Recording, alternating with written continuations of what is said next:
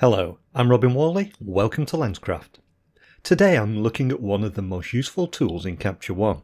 It's the Advanced Colour Editor, and it gives you complete control over the hue, saturation and luminance of colours whilst editing your photos. But before we dive into adjusting this image, we need to look at the HSL colour model. That's the key to unlocking how to use the Advanced Colour Editor. I did a quick search on the internet and found this diagram of a model on Wikimedia. I'll include a link to it in the YouTube video information in case you want a copy. This model has 3 dimensions and is the shape of a cylinder. If you were looking down on top of the cylinder, you'd see a circle which changes colour. This is the colour wheel and it represents the hue component of the colour. The next component is saturation.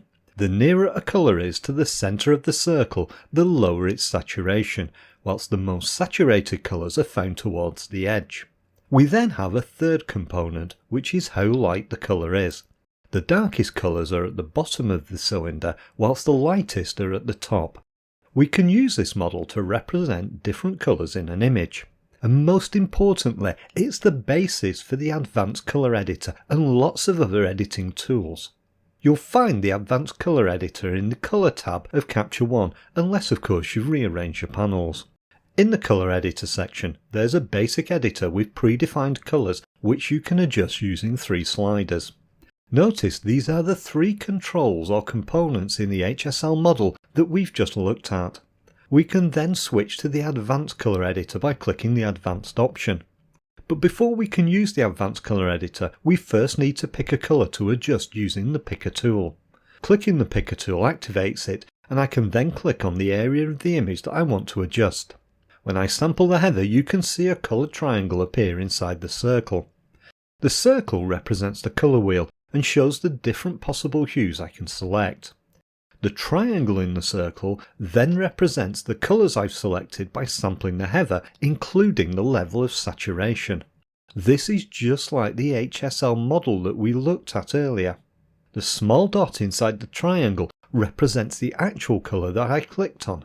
Notice how the selection extends wider than this sample colour, but you can control this area as you'll see. You can also select to view the chosen colours in the image using the tick box here. When I click this, the image becomes black and white except for those colours selected by the triangle. I can manually change the selection by clicking and dragging the controls of the triangle. When I click the centre handle on the edge of the circle, I can use it to rotate the selection around the colour wheel. If I move it clockwise, I select the heather which is more of a purple hue, and if I move it anti-clockwise, I select the heather which has more red in the colour. I can also click the triangle and drag it to extend it towards the outer edge of the circle. If you remember the HSL colour model, this means I'm including more saturated colours in the selection. For this example, I'll start by selecting the heather where the hue is more purple than red. I can then shift those colours towards red by moving the hue slider to the right. If I move the hue slider to the left, we shift those colours towards blue. To make the adjustments easier to see, I'll increase the saturation to around 30. Now let's move the hue slider to the right with a value of around 8. Notice again that we have 3 controls of hue, saturation and lightness to control our colour changes. Now look just below the controls. You can see the colour sample selected and the adjustment settings for the hue, saturation and lightness. If I click on the tick box to the left of this, I can toggle the adjustments off and on to check the effect they're having on the image. Then further down we see the colour swatches for the selected adjustment. The swatch on the left shows the original selected colour, then the swatch on the right shows the effect of the adjustments we've just applied. Now let's make a second colour selection. This time I'll select the heather that appears a little more orange. We can then shift the hue of this to the left, moving the colour towards purple. This helps to reduce the variation in colour across the heather. As before, I'll increase the saturation to help you see the adjustments more easily. You can also see that we have 2 different colours in the list now, and we can select each one using our mouse. Each time I select a colour in the list, The two colour swatches showing the original and the adjusted colour appear below. Let's now sample the blue in the sky. Part of the sky looks a little bit too cyan and in some places almost green. I can click with this sample tool to make the selection. Then turn on the colour range view to see the affected areas. As you can see, there isn't much affected and the sample doesn't have much saturation. I can extend the saturation of the selection, although this doesn't seem to select more of the sky.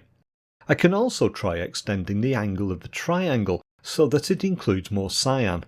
This makes the hue range being selected wider and includes more of the sky.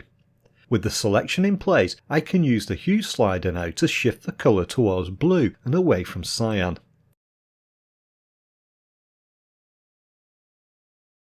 The final colour that I want to adjust is yellow. I'll sample this from the sky near the sun, but I expect it to include some of the grass and the trees. You can see this when I turn on the View Colour Range option. I want my selection to include the trees and fields so that I can shift the colour a little towards orange, giving the image a warmer feel.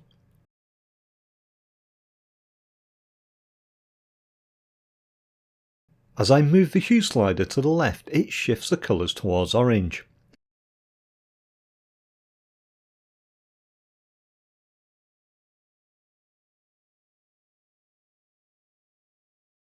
The other adjustment I'm going to make is using the lightness slider to increase the brightness of those areas. This helps to emphasise the feeling of sunlight shining on the fields. Whilst I've been making my selections and adjustments, you may have noticed a fuzzy colour around the edge of the selection triangle. This is to help with blending the adjustments and it's controlled using the smoothness slider. If I move the smoothness slider over to the left, you'll see the softness around the triangle disappears. As I then move the slider over to the right, the softness around the edge of the selection increases. This creates a softer edge to the selection, blending the colour adjustments that I'm making. Most of the time, I leave the smoothness slider set to the default of 20.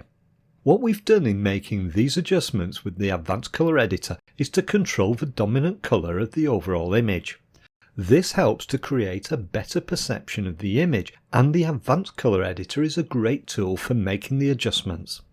If you have your own preferred method for adjusting colours, either in Capture One or using other editing tools, please let me know in the video comments. I'm always interested in how other people work.